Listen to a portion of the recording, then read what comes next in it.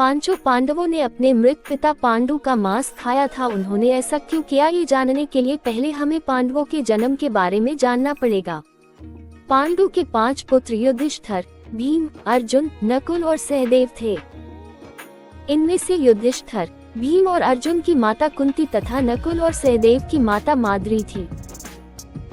पांडु इन 5 पुत्रों के पिता तो थे, पर इनका जन्म पांडु के वीर्य तथा संभोग से नहीं हुआ था, क्योंकि पांडु को श्राप था कि जैसे ही वो संभोग करेगा उसकी मृत्यु हो जाएगी।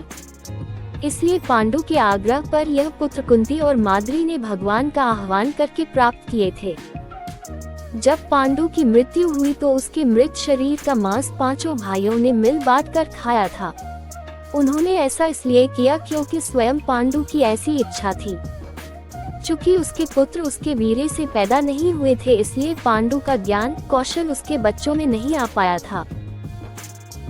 इसलिए उसने अपनी मृत्यु पूर्व ऐसा वरदान मांगा था कि उसके बच्चे उसकी मृत्यु के पश्चात उसके शरीर का मांस मिल बांट कर खा ले, ताकि उसका ज्ञान बच्चों में स्थानांतरित हो जाए।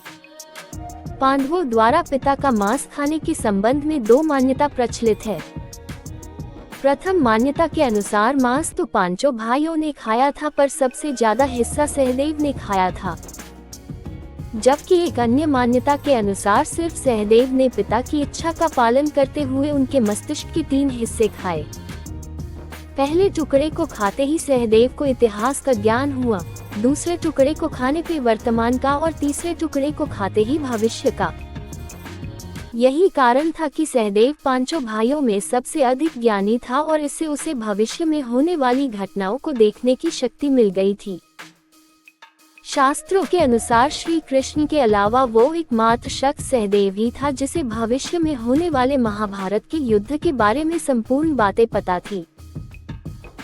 श्री कृष्ण को डर था कि कहीं सहदेव ये सब बातें औरों को न बता दे, इसलिए श्री कृष्ण ने सहदेव को श्राप दिया था कि यदि उसने ऐसा किया तो मृत्यु हो जाएगी।